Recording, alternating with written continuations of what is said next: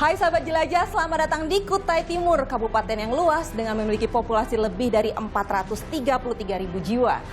Dan disinilah kekayaan alam dan budaya berpadu menciptakan potensi besar yang harus dikelola dengan bijak dan berkelanjutan. Kabupaten Kutai Timur tidak hanya menawarkan keindahan alam, namun juga komitmen kuat terhadap pembangunan yang berwawasan lingkungan dan inklusif. Untuk itu, Dinas Pendidikan sedang giat membangun fondasi pendidikan berkualitas untuk generasi muda melalui program unggulan pemerintah daerah untuk menghadapi tantangan masa depan sekaligus turut mencapai tujuan pembangunan berkelanjutan atau SDGs. Seperti pendidikan berkualitas, pertumbuhan ekonomi yang inklusif, dan kesejahteraan sosial. Lalu apa saja yang telah dicapai untuk mencapai generasi cerdas dan berdaya saing di Kutai Timur? Ikuti terus perjalanan saya hanya di Jelajah Kutai Timur.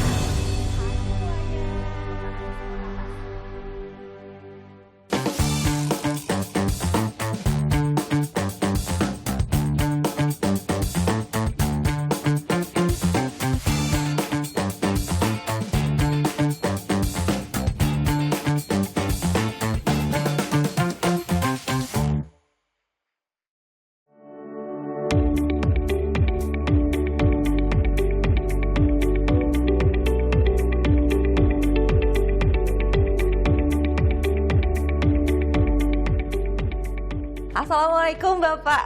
Waalaikumsalam. Apa kabar? Alhamdulillah. Sehat ya? Baik. Ya, terima kasih sudah datang ke Kutai Timur, Mbak. Terima kasih. Silakan dulu, Pak. Makasih, Pak. Wah, senang banget datang ke sini langsung disambut oleh Pak Mulyono, sahabat jelajah, selaku Kepala Dinas Pendidikan Kabupaten Kutai Timur.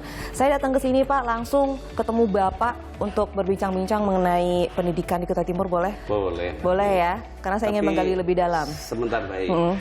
Jangan pendidikan aja dong. Ini Dinas Pendidikan dan Kebudayaan. Dinas Pendidikan dan Kebudayaan Kabupaten Kutai Timur. Dan sekarang saya ingin menggali beberapa informasi terkait program pendidikan di Kabupaten Kutai Timur ini. Siap. Pak, tapi kan gini ya, kalau kita ingin meningkatkan satu pendidikan di satu daerah, satu kawasan, itu pasti mereka memiliki program-program unggulan. Kalau di sini ada nggak? Oh, jelas, Mbak. Ada. Bahkan program unggulan kita itu sudah terdokumentasikan di dalam Perda nomor 3 tahun 2021. Baik. Tentang RPJMD, Rencana Pembangunan Jangka Menengah Daerah Kabupaten Kutai Timur.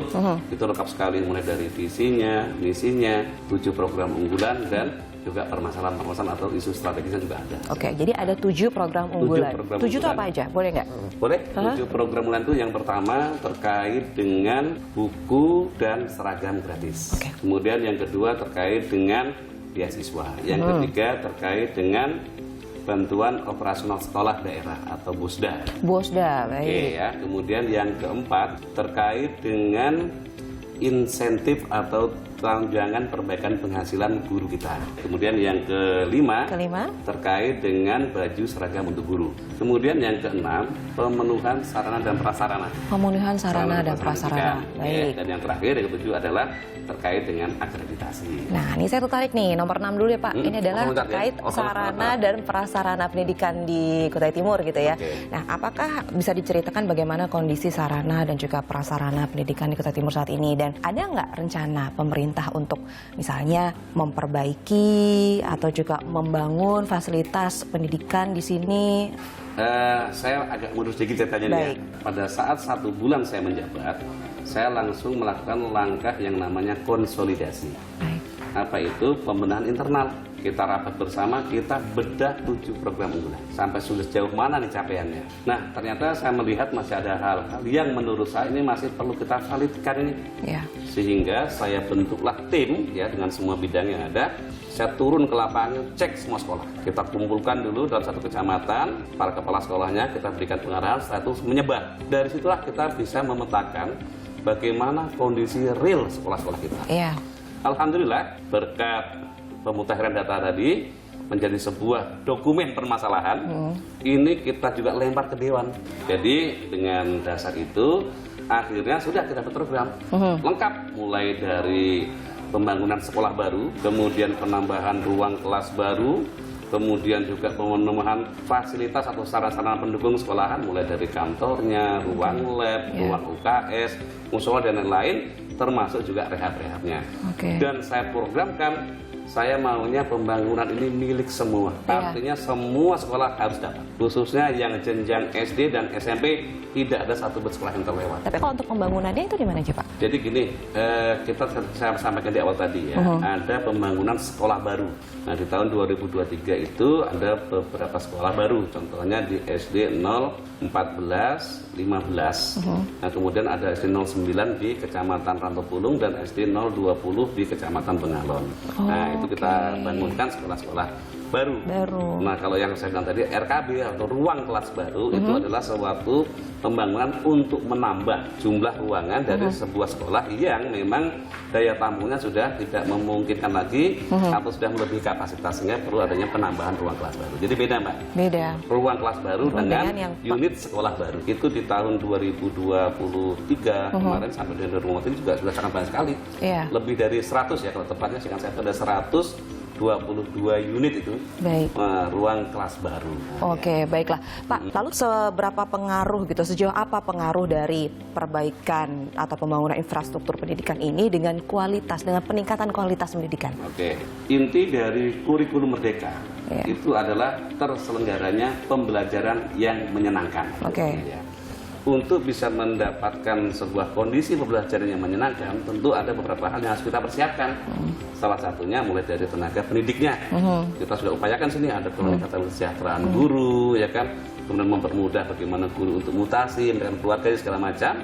Kemudian juga ada hal yang lain, termasuk adalah penyiapan fasilitas atau sarana-sarana yang memadai. Untuk mencapai peningkatan kualitas pendidikan yang diinginkan gitu kan, ya, pasti kan juga ada standar yang ingin dicapai. Kira-kira standarisasi seperti apa? Kualitasnya Mbak ya, sebenarnya kan kita kalau paling mudah mengukurnya ya, sebetulnya itu satu, kita lihat dari akreditasi. Jadi terkait akreditasi, capaian akreditasi kita masih sangat jauh sekali. Tapi saya tidak menyerah, jadi saya melaksanakan komunikasi, konsultasi, koordinasi, bahkan negosiasi, ya supaya kuota untuk Kutai Timur itu ditambah. Alhamdulillah tahun 2023 kemarin kita mendapat tambah itu sampai 154 dari kuota kita tidak sampai 100. Nah dengan telah terakreditasi ini akan ketahuan indikator mana yang kurang. Nah disitulah kita masuk untuk membenahi, memperbaiki sehingga pada saat aksi berikutnya, insya Allah sudah semuanya menjadi A. Dan sepertinya saya akan membahas lebih dalam lagi karena tadi Bapak mengatakan ada 7 program unggulan. Ini baru kita bahas kira-kira poin 6 sama poin 7. Masih ada 5 poin lagi, jadi akan kita bahas. Tapi setelah satu ini jangan kemana-mana, tetap di Jelajah Kutai Timur.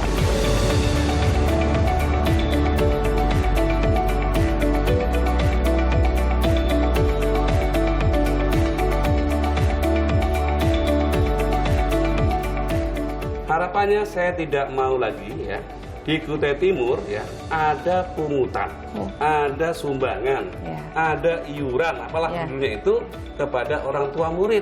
Itu bukan tugasnya komite, itu bukan tugas orang tua, itu tugasnya sekolah. Dan itu bisa dibiayai dengan Bosda. Jadi diyakinkan. Kita naikkan Bosdanya. Kalau memang kurang, tahun depan kita tambah.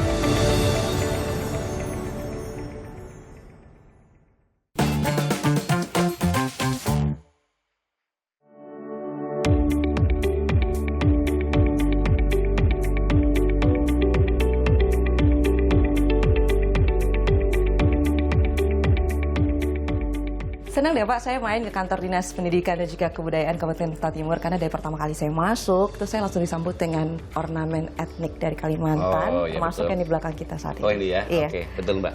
Ini ornamen Dayak. Pak, kalau tadi sebelumnya kan kita sudah membahas ada dari 7 program unggulan, kita udah bahas 2 nih ya, ada tentang pembangunan dan juga fasilitasnya seperti apa, lalu juga pencapaian akreditasi A untuk sekolah-sekolah di sini. Nah selanjutnya saya tertarik, kalau tadi kita udah bahas 2 itu, kalau untuk penunjang lain yang dikhususkan untuk para siswanya, itu apa aja? Yang untuk siswa ya? Jadi ada buku dan seragam gratis, ada juga beasiswa. Nah ini untuk siswa kan. Nah kalau berbicara seragam dan buku ya, tahun kemarin itu kita baru bisa memberikan ya kan buku itu buku wajib. Tapi tahun ini kita berikan buku wajib, buku pendamping dan buku mulok muatan lokal. Kita punya mulok bahasa Kutai. Oh, Mulok Bahasa Putih. Nah, jadi kita 3 buku ini kita berikan secara gratis. Gratis, baik. Seragam, kalau tahun kemarin kita hanya bisa memberikan seragam wajibnya saja, tahun ini kita berikan 4 jenis seragam. Apa aja? Seragam wajibnya ya, kalau Iya. yang PAUD itu ada memang seragam khususnya. SD juga ada merah putih, Baik. SMP putih biru, Iya. ditambah dengan seragam olahraga, seragam batik, baik. dan seragam pramuka, dan semuanya gratis. Beasiswa ya, tahun ini juga kita naikkan 3 kali lipat. Beasiswa itu yang ada di Dinas Pendidikan Kebudayaan itu untuk SD dan SMP. Untuk SMA dan kuliah itu ada di bagian Kesra, kantor bupati ya. Baik. Nah, yang di Dinas Pendidikan sendiri, tahun 2023 untuk beasiswa SD SMP itu sebesar 5,5 miliar. Tahun ini kita naikkan menjadi 16,75 miliar. Wow. Sehingga terjadilah penambahan penerima. Dan juga kita naikkan nominalnya. Oke. Nah, tahun 2023 SD itu mendapatkan 750.000 per anak. Tahun 2024 menjadi 1 juta. Penerimanya tahun 2023 SD 4.870 anak. Tahun 2024 yang menerima 12.250 anak. Yang SMP tahun kemarin 2023 yang menerima sebanyak 1.100 anak. Tahun ini yang menerima 2.500 anak. Tapi di luar itu Mbak ada program baru nih. Anak-anak Kutai Timur bisa mendapatkan fasilitas atau mendapatkan kuota bisa kuliah ke UGM, UI, ITB, IPB, Ya. ITS, Unpad, Unhas. Dan tahun ini alhamdulillah sudah berjalan 50 orang kita kirim ke sana. Selain yang untuk reguler namanya beasiswa Indonesia Emas tadi, PID tadi, kita juga menguliahkan guru-guru kita. Untuk program yang namanya RPL, rekognisi pembelajaran lampau. Itu kuliahnya itu dikurangi atau didiskon, Mbak. Baik. Itu kita kuliahkan ke UPI Bandung tahun ini. 2 tahun selesai nanti. Kita tanggung biayanya, mulai pendaftarannya, UKT-nya, IP-nya kita tanggung semuanya. Wah, keren ya, Pak ya. Iya. 170 ke Bandung untuk S1. Ada lagi 70-an itu untuk linier. Yang guru kita masih gelar SOS, SH, SE itu kita jadikan SPD atau SPD PAUD. Lalu kalau bagaimana dengan bantuan operasional sekolah untuk swasta dan juga sekolah negeri ini bagaimana? Jadi gini Mbak, masalah pendidikan ini ada 4 institusi loh yang menangani loh. Kalau Dinas Pendidikan Kabupaten Kota itu Ana menangani PAUD, SD, SMP. Oh, PAUD, SMA SD, SMP. itu di Dinas Provinsi. Baik. Tahun ini selain sekolah yang berjudul SD, berjudul SMP ya, baik itu negeri maupun swasta, termasuk madrasah, ibtidaiyah dan sanawiyah, kita berikan BOSDA tahun ini. Oh, oke. Tapi sebenarnya gini, kalau dalam pemberian bantuan dana gitu ya untuk sekolah-sekolah antara sekolah negeri dan juga swasta itu ada perbedaan nggak? Enggak. Jadi gini, kalau berbicara pembagian tadi, kita tidak membeda-bedakan. Tetapi memang nilainya beda. Kenapa beda? Karena dihitung berdasarkan jumlah siswa. Range-nya itu kalau yang SD itu antara 27 sampai 52 juta satu sekolah. Nah, kalau yang SMP itu antara 16 sampai 42 juta. Kenapa kok lebih kecil ya? Tahu sendirilah. SD kan kelas 1 sampai kelas 6. Ya. SMP kan kelas 7 sampai kelas 9 kan. Cuman 3 otomatis tahun kan ya. jumlahnya juga beda. Nah, makanya kita berikan juga tentunya beda. Nah, tahun 2023 BOSDA itu kita berikan 8,9 miliar. Tahun ini BOSDA-nya 19 miliar. Harapannya saya tidak mau lagi ya.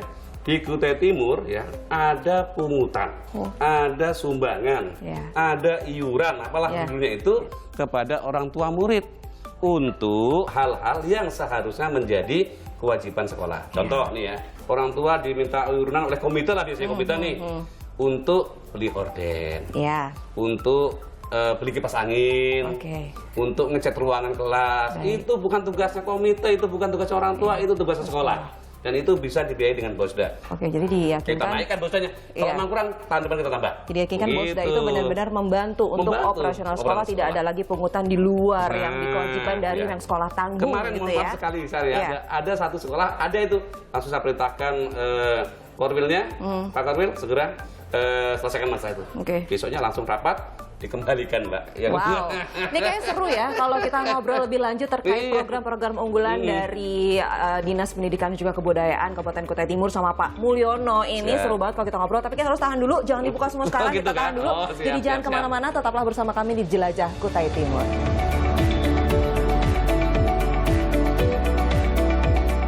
Tapi kan saat ini kan Kutai Timur menjadi salah satu penyangga IKN nih. Ya. Maka sudah saatnya Kutai Timur berbicara pendidikan adalah pembelajaran digital. Maka tahun ini sebanyak 191 sekolah negeri. Tahun ini kita persiapkan, kita pasangkan yang namanya internet gratis. Dan alhamdulillah dari target kita 191 itu sudah 123 terpasang.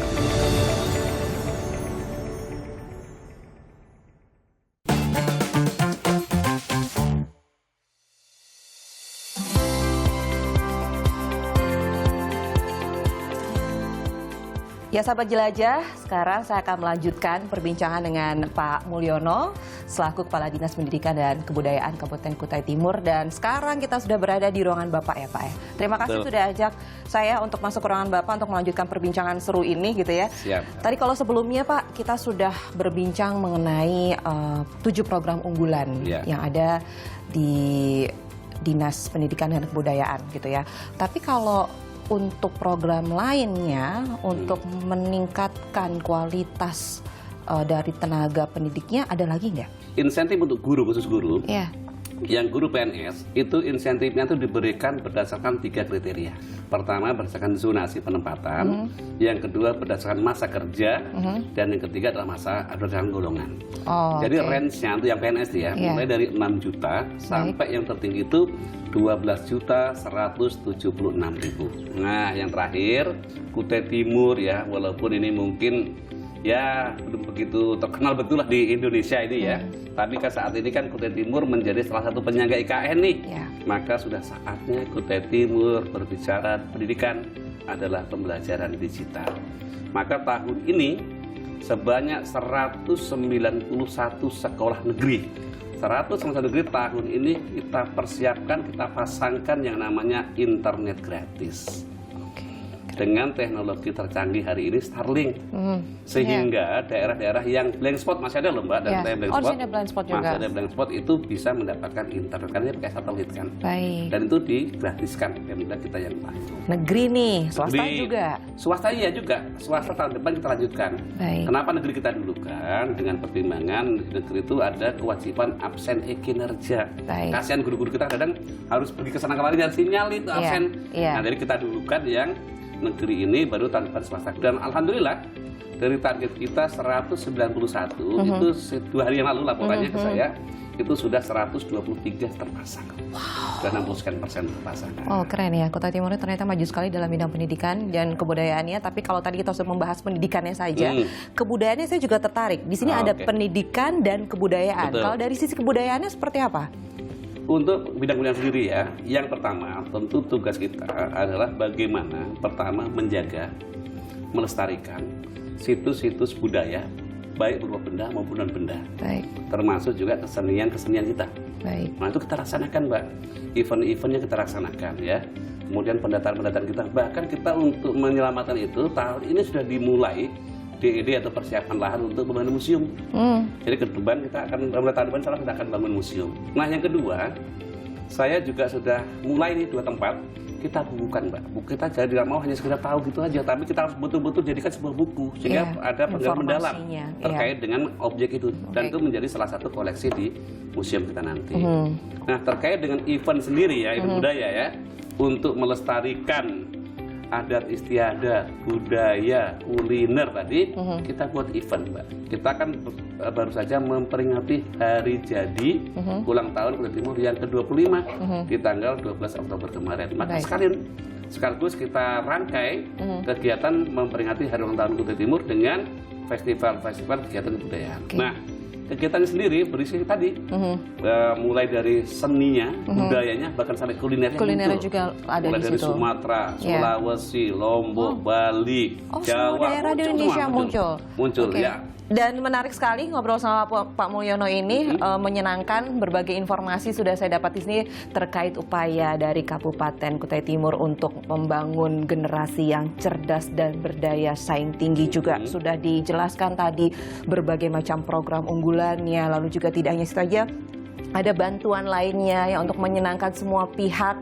lalu tidak hanya fokus di pendidikan, kebudayaan juga diangkat di sini. Betul. Terima kasih Pak Mulyono atas waktunya. Sama-sama, Banyak sekali informasi yang baik. saya dapat. Semoga ini dapat memberikan wawasan lebih untuk kita semua, dan saya juga mengapresiasi kerja keras Bapak dan tim Dinas Pendidikan dan Kebudayaan Kabupaten Kutai Timur. Terima kasih atas waktunya. Sekarang saya boleh pamit, Pak? Saya izinkan pulang, Mbak. Sudah Oke. cukup, mudah-mudahan berkesan di Kutai Timur ya. Salaman dulu kalau gitu sebelum saya pamit. Terima kasih atas waktunya. Semoga saya kembali lagi. Coba dulu dong. Apa ini? Ini khasnya Kutai Timur. Oh, baiklah. Ya, kalau di Palembang ada namanya kemplang. Di sini? Di Kutai Timur namanya amplang. Oke, jadi sebelum saya meninggalkan kantor Dinas Pendidikan dan Ini baru spesial, Kebudayaan, saya cobain ini dulu. Kutai Timur kenal batu bara, amplangnya pun ada amplang batu bara. Oke.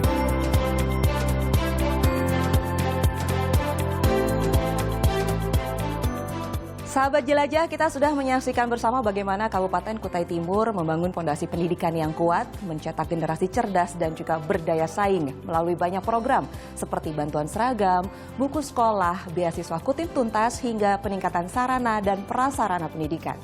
Ya, dengan komitmen pemerintah daerah serta dukungan dari berbagai pihak, kami percaya bahwa pendidikan dan agenda pembangunan berkelanjutan memiliki hubungan saling menguatkan, sehingga menciptakan generasi muda di Kutai Timur yang memiliki pengetahuan, keterampilan, dan nilai-nilai positif yang diperlukan untuk membangun masa depan yang lebih baik. Saya Permata Sari Hara pamit, sampai jumpa di Jelajah Kutai Timur selanjutnya. Dah.